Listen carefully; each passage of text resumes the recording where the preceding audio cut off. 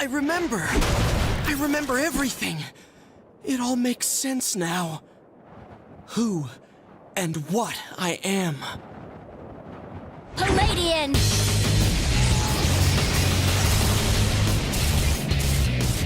Stop, don't be foolish, I guess.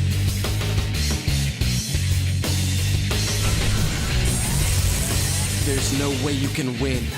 I'm different than before. A machine is created for a purpose. Mine is to defeat you. I exist for nothing else.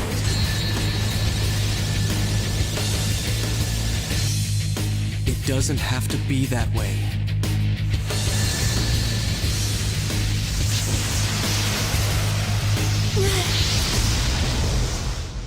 I am sorry. I have failed.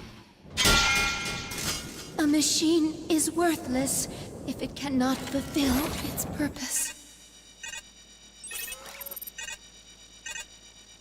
I'm sorry.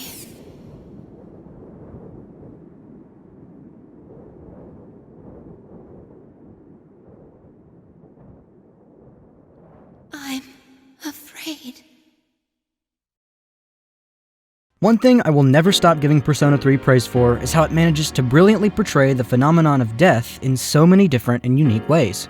And easily the most fascinating instance of this by far is the way in which the game chooses to humanize death by depicting it in the same exact way that Persona 3 depicts any of its other characters, as a fellow student at your school.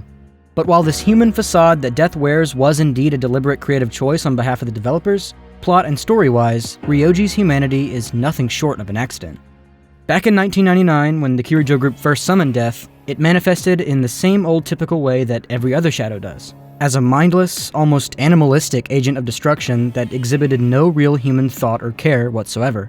It was basically just the classic Grim Reaper interpretation of death, and in a sense, this form was more or less its default, intended state. But when Aigis temporarily subdued the shadow by sealing it within a young Makoto, the nature of death's very being began to alter drastically. In fact, I think now would be a pretty good time to touch a little bit more on what shadows truly are within the context of Persona 3's story. Persona has always been very heavily inspired by Jungian psychology, which is actually where the loose concepts for the series' trademark personas and shadows originate from.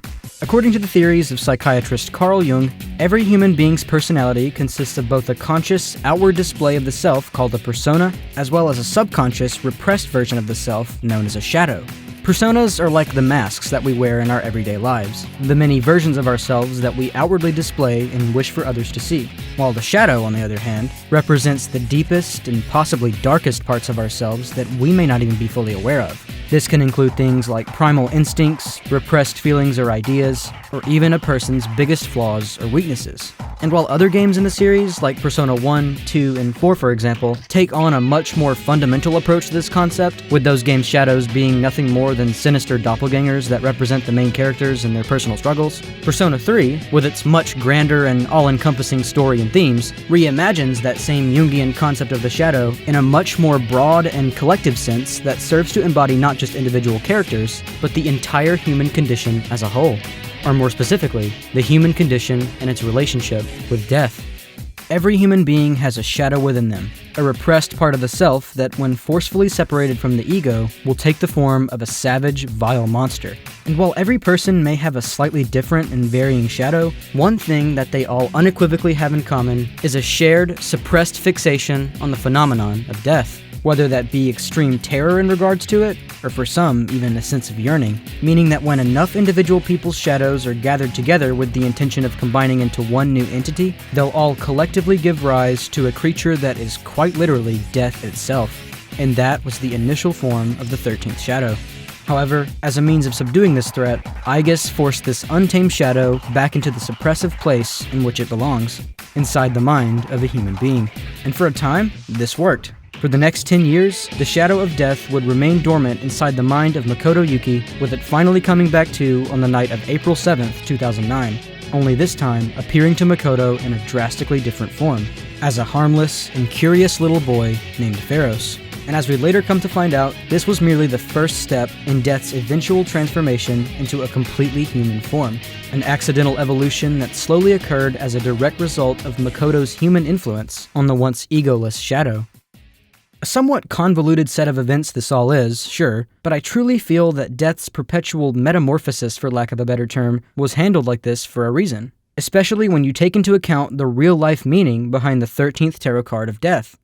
Now, when trying to guess what the Death card in tarot readings represents, one might very naturally assume that it signals, well, death, chaos, or destruction. And while that isn't too far off the mark in regards to its meaning when the card is reversed, in its positive, upright position, Death more accurately represents change, transition, or the closing of one chapter in order to make way for the next. And when looking at it from this angle, the Shadow of Death's repeated changes and transformations throughout the story start to make a lot more sense from a thematic perspective. I mean, how befitting that the ultimate representation of the 13th Arcana embodies both its reverse and upright meanings to a T by being both a harbinger of sheer destruction, as well as an entity that is constantly changing, learning, and evolving in spite of that. And in a way, you could even go as far as to say that Death's evolution from a fearsome, one-note monster into that of someone that Makoto could befriend and forge a genuine connection with serves as somewhat of a grandiose metaphor for the gradual, lifelong process of one coming to terms with their own mortality. But let's once again shift our focus back to Death's third and latest form, Ryoji. This is where Persona 3's fascination with humanizing Death really begins to kick into gear. Over the month or so following Ryoji's transfer to Gekkoukan, Death itself goes to school with you, hangs out with you and your friends at the dorm, and even gets involved in wacky hijinks with you. And symbolically speaking, this actually tells us quite a lot about Persona 3's overall message. Anywhere and everywhere we go, Death is always right there with us, whether we're aware of it or not.